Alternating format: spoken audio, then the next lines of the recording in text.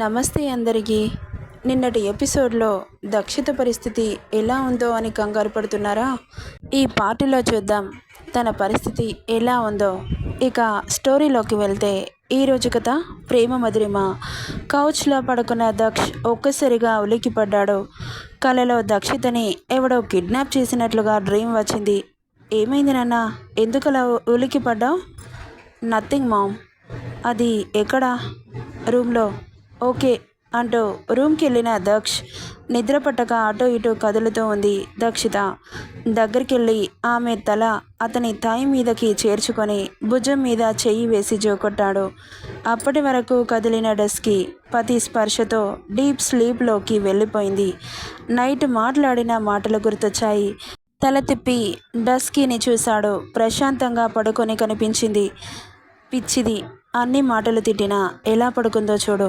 నన్ను కాదనుకొని వెళ్ళేంత ధైర్యం వచ్చిందా అనే యూజ్లెస్ డస్కి అని ముద్దుగా తిట్టుకొని, నేనంటే అంత పిచ్చి ప్రేమ ఎందుకే?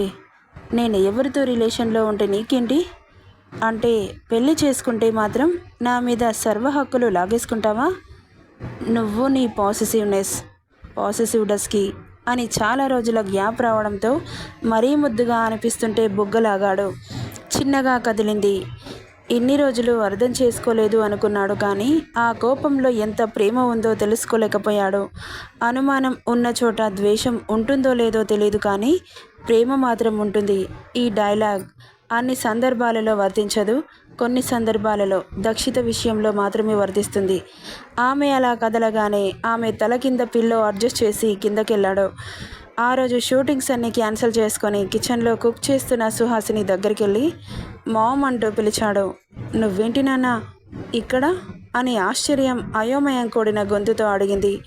ఎందుకంటే ఎన్నడూ అతని కిచెన్లోకి వచ్చిందే లేదు. మొదటిసారి వచ్చిన కొడుకుని చూసి అది మామ్ ఈ టైంలో ఎక్కువ ఏం తినాలనిపిస్తుంది అని అడిగాడు. అయోమయంగా చూస్తోంది. అదే నీ కోడలు గురించి అడుగుతున్నాను అనగానే ఆమె సంతోషం అంతా ఇంతా కాదు. ఇన్ని రోజులు కోడలు కొడుకు గొడవలతోనే మనశ్శాంతి లేకుండా పోయింది. తనకి కొడుకలా అడుగుతుంటే నవ్వుతూ చాలా తినాలనిపిస్తుంది నాన్న అనగానే, అవునా, ఏం తినాలనిపిస్తుంది అని చాలా క్యూరియాసిటీగా అడిగాడు. పుల్లగా ఉండేటివి లైక్ మ్యాంగోస్, టామరిన్ అని చెబుతుంటే, మమ్మీ అవి డాక్టర్ తినకూడదని చెప్పింది. అలాంటివి తినాలంటేవేంటి? డాక్టర్స్ అలాగే చెబుతారు, కానీ నువ్వు నా కడుపులో ఉన్నప్పుడు మామిడికాయ తినాలని ఎంత ఆశగా ఉండేదో, కానీ ఎవరు తీసుకొచ్చేవారు కాదు కనీసం అని ఆగిపోయింది. ఎందుకో తెలీదు, కళ్ళల్లో నీళ్లు తిరిగాయి. ఏమైంది మామ్? ఆయన గారు కనీసం తిండి కూడా పెట్టలేదా? అవన్నీ వదిలేసేరా. చెప్పు మామ్, చెప్పకపోతే నాకెలా తెలుస్తుంది? తెలియాల్సిన అవసరం లేదు నాన్న. గడిచిపోయింది. గతం గతహ. ఆయన అంత టార్చర్ చేసినా అలా ఎలా వదిలేయాలనిపిస్తోంది?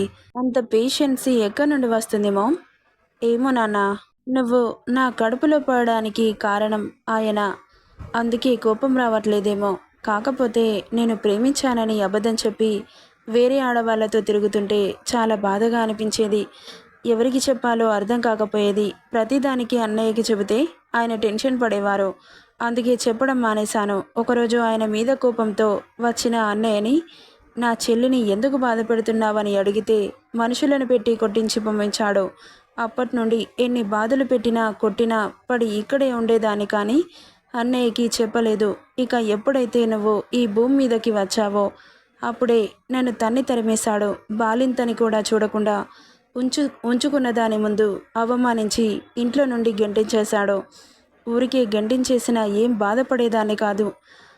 వాడొకడు మీ నాన్నగారి ఫ్రెండ్, వాడికిచ్చి పంపించాడు. నా భార్య మీద మోజు పడ్డావు కదా, నీ ఇష్టం వచ్చినట్లు చేసుకో, తీసుకుపోరా అని చెప్పగానే అప్పుడే నా గుండె పూర్తిగా ముక్కలైపోయింది. కేవలం నీ గురించి మాత్రమే ఆలోచించడం మొదలుపెట్టాను. ఒక్కసారైనా నిన్ను చూడాలి, తల్లి ప్రేమ పంచాలి, నా కొడుకుని మనస్ఫూర్తిగా నా గుండెలకి హత్తుకోవాలి, ప్రేమగా చనుబాలతో వాడి కడుపు నింపాలి, నా మాతృప్రేమని అనుభవించాలనుకున్నాను. ఈ కోరికలు నెరవేరకుండానే నిన్ను నాకు దూరం చేశాడు. ఈ వెలితి నేను చచ్చే వరకు తెలుస్తూనే ఉంటుంది. పోయిన రోజులు మళ్ళీ రావు. నువ్వు వేసే తప్పటడుగులని చూసి ఆనందించాలనుకున్నాను. ఇవన్నీ ఏవీ అనుభవించలేదు. అన్నిటికీ దూరం అయ్యాను. గడిచిపోయిన రోజులు మళ్ళీ వస్తాయా? ఇప్పటికీ ఎంత బాధగా ఉంటుందో. నా కొడుకు పసితనాన్ని చూడలేకపోయానని, వాడి ముద్దు ముద్దు మాటలు వినలేకపోయాను, వాడి ముద్దు చేష్టలు అన్నీ మిస్ అయ్యాను అని కన్నీళ్లు పెట్టుకుంది సుహాసిని. తల్లి అలా ఏడుస్తుంటే అతని పిడికిలు బిగుసుకుంది.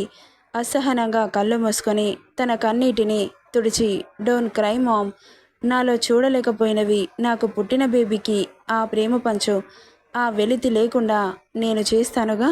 సర్లే, అది పడుకుంది, ఏం కుక్ చేయాలో చెప్పు, నేను చేస్తాను అనగానే నోరు తెరుచుకొని చూసింది. నువ్వు చేస్తావా? నీకెందుకు నాన్న శ్రమ, నేను చేస్తానుగా. లేదు మామ్, ఈరోజు నా చేతితో తనకి కుక్ చేసి తినిపించాలనిపిస్తోంది. నిన్న మొన్న దాని మీద అంత కోపం చూపించావు, నా మీద నమ్మకం లేదని కోపం వచ్చింది. ఆ అనుమానంలో కూడా ఎంత ప్రేమ చూపిస్తుందో అర్థమైంది. ఎందుకంటే ఇంతకు ముందు ఒకసారి దక్షిత నీకెవరైనా ఉన్నారా అని దక్షుని అడిగింది. అలా అడిగినప్పుడు చాలామంది ఉన్నారు అని చెప్పాడు. అప్పుడు చాలా హర్ట్ అయింది. తన ఫేస్ ఎక్స్ప్రెషన్స్ గమనించాడు.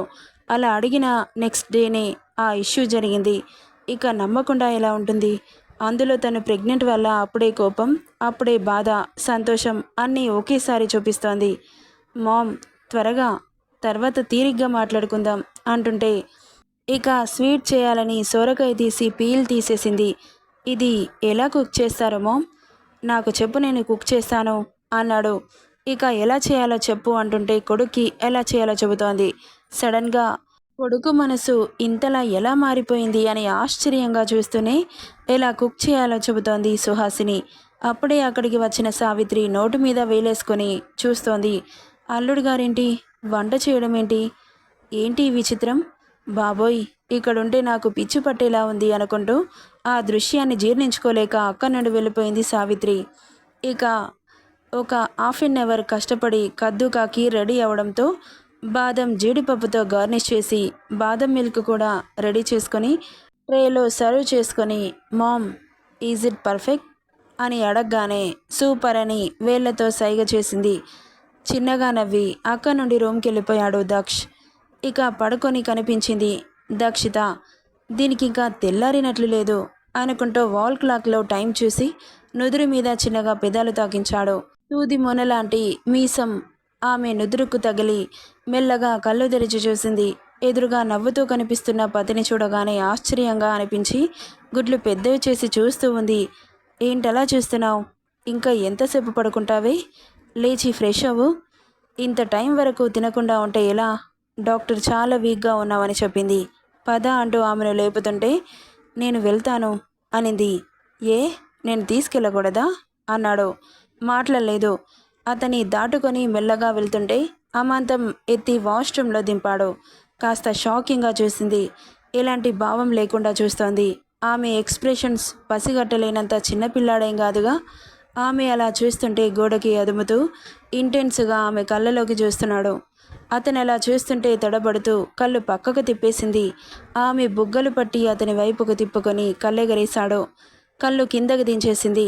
ఆమె చుబుకం పట్టి పైకని నుదుటి మీద ముద్దు పెట్టాడు. అలాగే కళ్ళు మూసింది. ఆమె నెక్ మీద చేయి వేసి దగ్గరగా అదుముకొని ఆమె మెడని వెనక్కి వంచి కంఠం మీదగా ముద్దు పెట్టాడు.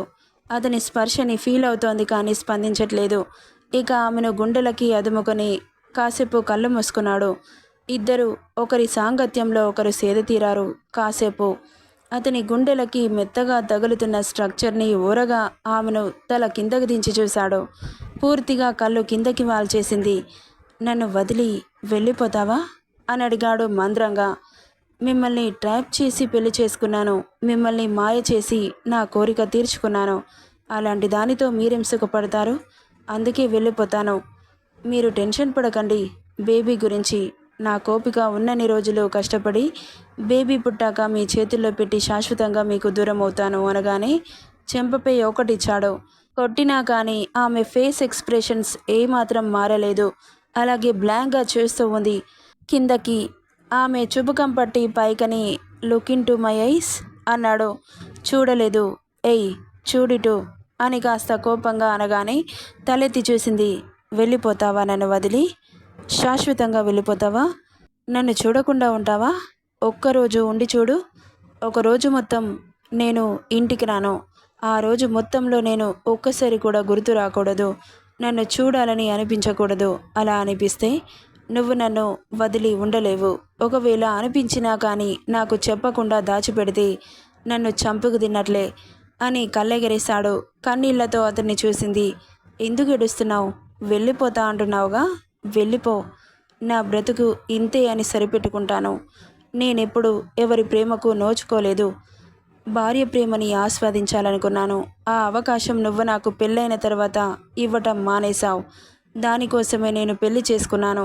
అనంతమైన ప్రేమను చూపిస్తావని ఎక్స్పెక్ట్ చేశాను, కానీ ప్రతి దానికి చిరాకు పడుతున్నావు, కోపం తెచ్చుకుంటున్నావు, అరుస్తున్నావు.